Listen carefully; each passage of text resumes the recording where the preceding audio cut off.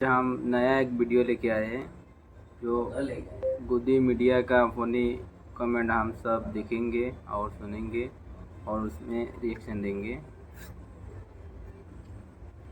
दोस्तों आज की वीडियो में देखो टॉप 3 गोदी एंकरों की छटपटी बेइज्जती। ये वो चमचे हैं जो हर शाम मोदी भजन कीर्तन में डूबे रहते हैं, लेकिन अब हर प्रवक्ता आके इनकी ऐसी तैसी करके चला जाता है और ये फिर भी बेशर्मी से डिबेट में घुसे रहते हैं। आज देखो कैसे इनकी ऑन एयर बैंड बजी और तय करो आपके हिसाब से गोदी नंबर 1 कौन है। नाम जरूर कमेंट में ठोकना, वीडियो को ठोक के लाइक करो और चैनल को सब्सक्राइब करना मत भूलना, क्योंकि यहाँ हर दिन गोदी मीडिया की कड़क क्लास लगती है।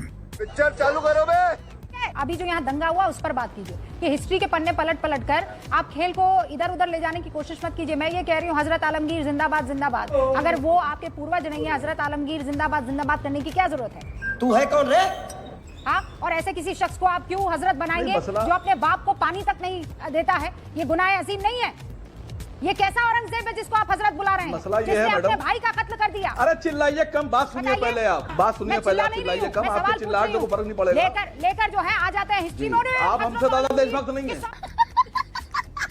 साथ इतने सारे लोगों ने काम किया। आप हमसे बड़ी देशभक्त नहीं है। ये दंगा करने का हक किसने दिया आप है? हमसे असीम वकार साहब, ये बताइए मुझे। अरे मैडम, आप हमसे बड़ी देशभक्त नहीं है। ये जितने दंगाई हैं, ये ओ भैया, मैं देशभक्ति का सर्टिफिकेट नहीं लेने आई हूँ मैं, असीम वकार साहब, ठीक है? मुझे नहीं चाहिए देशभक्ति का सर्टिफिकेट, ना मैं आपको दे रही हूँ। अच्छा भाईजान, आपकी देशभक्ति आप जाने, मेरी देशभक्ति मैं जानती। मुझे जो दिखाई दे रहा है मैं उस बारे में बात। मसला आपको सिर्फ रुपया दिखाई दे रहा है और कुछ नहीं दिखाई दे रहा है। बात तो सही है। रुपया कहाँ है बताइए मुझे, कहाँ है रुपया बताइए? इसके अलावा कुछ नहीं दिखाई दे रहा। कहाँ है रुपया बताइए? आपके आप सर पे कहीं उग रहा नहीं है? देखती हैं कुछ। बाल तो ठीक से उग रहा है आपको सर। सिर्फ वो चीज दिखाई पड़ती है जिससे आपका फायदा हो। कहाँ उग रहा है रुपया मुझे बताइए? आप देश को नहीं देखती हैं। आप नहीं, कहाँ है रुपया बताइए? देश को नहीं देखती हैं मैडम। कहाँ है रुपया बताइए मुझे? वेयर इज द रुपया? वेयर इज द रुपया? मैडम आप बताइए मुझे, वेयर इज द रुपया? मोहब्बत नहीं है, आप समझिए मेरी बात को। आप मुझे बताइए रुपया किधर है? मैडम आप बात, वेयर इज द रुपया? जो रुपया दिखाई दे रहा है मैडम, कहाँ आप है? मुझे बात करने दीजिए। कुछ भी बकवास कर रहे हैं यहाँ बैठकर।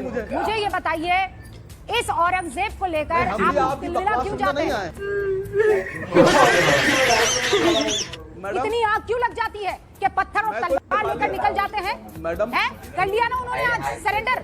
अब क्या करें? मैडम आप अपना भाषण बाद में दीजिएगा, मुझे कहना तो दीजिए। बचा लो मेरी माँ को। नहीं, ये भाषण नहीं दे रही हूँ, मुझे बात तो रखने दीजिए पूरी। सवाल का जवाब दीजिए आप। अभी 2 मिनट में सब धो दूंगा आपको। बड़ा हरामी हो बेटा। सुनिए, बदतमीजी मत करना। 2 मिनट रुकिए खाली आप हमें। बदतमीजी मेरे साथ मत करना असीम वकार। बदतमीजी तुम ना करना मुझसे। ठीक है, निकलो यहाँ से। तुम ना करना बदतमीजी मुझसे। निकलो यहाँ से, हटाओ इनको स्क्रीन से। बदतमीज। बस हवा निकल गई। मुझे गुस्सा आता है। आलोक शर्मा जी, अब कोशिश करूंगी फिर से आपसे पूछूं और उम्मीद है इस बार आप जवाब दीजिएगा। एक इंटरव्यू में डीके शिव कुमार ने ये कहा है और मैं इस बार अंग्रेजी में भी कोट कर दे रही हूँ। ठीक है। Lots of changes are there, constitution will be changed, will be changing, there are judgement which alters constitution also. और ये हिंदी में भी हम दिखा रहे हैं। तो आपके उप मुख्यमंत्री अगर कह रहे हैं कि संविधान बदलेगा, तो क्या कांग्रेस पार्टी इस बात के साथ खड़ी है? चलो भाई, देखो अब मैं क्या करता हूँ। देखिए, मुझे लगता है कि मुझे समझ नहीं आया, शायद दर्शक भी नहीं समझ पाए होंगे कि इकोनॉमिकली और बैकवर्ड क्लास में बिहार का जो रिजर्वेशन है जिसमें मुस्लिम जातियां हैं, उसमें और कर्नाटक वाले में क्या फर्क। और अगर कर्नाटक वाला अलग था तो पिछले 1994 के बाद से लगभग 30 साल से ये रिजर्वेशन चला आ रहा है, तो उस पर किसी ने सवाल क्यों नहीं उठाए? बोलो टेल। सीधा सवाल है कि जब ये इकोनॉमिकली बैकवर्डनेस के आधार पर मुस्लिम्स को रिजर्वेशन देने का काम 4% का आपने भी बताया अंजना जी, वो कर्नाटका में पिछले 30 साल से चल रहा था, तो बीजेपी को उस पर आपत्ति नहीं थी। वाह मोदी जी, वाह वाह। लेकिन आज अगर आपत्ति है किसी काम के आधार पर, और ये मिसकोट करना कि 2 करोड़ का ठेका, अरे भाई 2 करोड़ का ठेके का मतलब तो नहीं है कि 2 करोड़ का मुनाफा है उसमें, और 2 करोड़ का ठेका 1 साल में पूरा होगा, 2 साल में, 6 महीने में नहीं है उसके अंदर क्वांटिफाई कि भाई कितने समय का ठेका है। मुझे सीधा ये बता दीजिए कि बिहार में आर्टिकल 14 का हनन नहीं है और कर्नाटका में है, ये सीधा मुझे उसका विभेद बता दीजिए। हिपोक्रेसी की भी सीमा होती है। अंजना जी मुझे समझ नहीं आया, आपको समझ आया तो आप बता दें। ठीक है, इसका दूसरी जवाब बात वो मैं देंगे, कहना लेकिन आपने फिर मेरे सवाल से किनारा कर दिया। मैं आपसे फिर से पूछ रही हूँ आलोक जी, पहले आप कहते थे ये बीजेपी वाले संविधान बदल देंगे, अब तो आपके डिप्टी सीएम कह रहे हैं कि संविधान बदलेगा।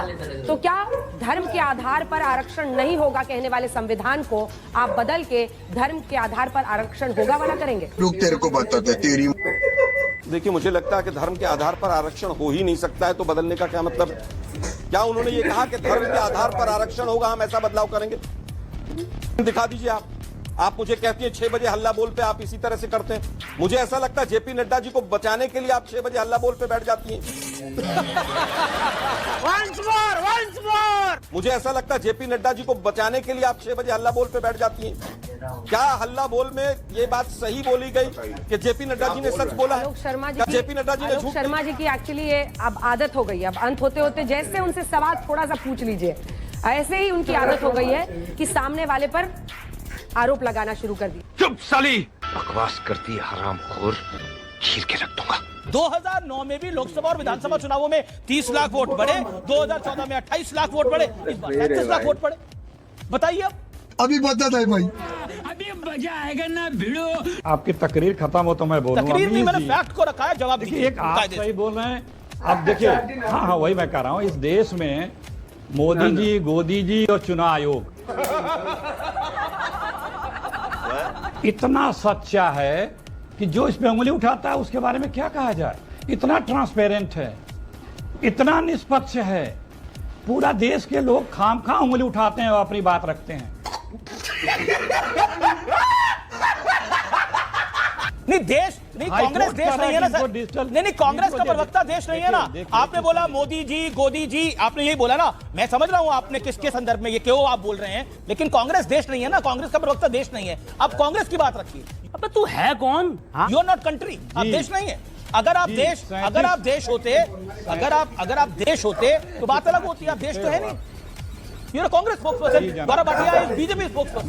मेक योर पॉइंट, मेरे को पॉइंट बताइए। 2009 के अंदर it is a hard blatant fact, 2009 में जब 30 लाख वोट बढ़े, वो 30 लाख वोट क्यों बढ़े और कांग्रेस कैसे जीती? चौथी बार दोहरा रहे हो, कुछ नया ले आओ। गजब बेइज्जती है। अरे मैं तो चौथी बार दोहरा रहा हूँ, राहुल जी तो 10 बार एक ही बार दोहरा रहे हैं। हाँ सुनिए प्लीज प्लीज बोलने तो दीजिए ना। मैं तो बोलने दे रहा हूँ। मैं बोल रहा हूँ, अगर याद हो तो मैं बोल। देखिए हाँ, तो आप लोगों की परेशानियों से और बीजेपी के प्रवक्ता के अमर्यादित भाषा से लग रहा है कि चोट गहरी लगी है, क्योंकि सत्य जब उठाया जाता है तो बेईमानी करने वाले को घबराहट होती है। अमीश देवगन, एक बात की गलतफहमी निकाल दो कि आप हेडमास्टर और मैं आपके क्लास में बैठा हूँ।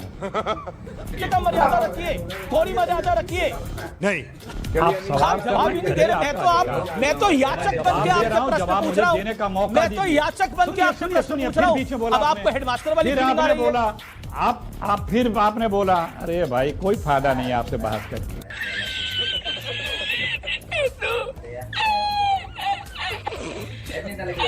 ये तो इस प्रकार की अच्छा बचकाना लगा मोदी बातें जी और राहुल जी का। किसी के गले नहीं उतरती, लोग मजाक उड़ाते हैं। सबसे मजेदार लगा। आप लोग बताइए और किसका कॉमेडी और ये जोकिंग बात आप लोगों को अच्छा लगा, कमेंट में बताइएगा।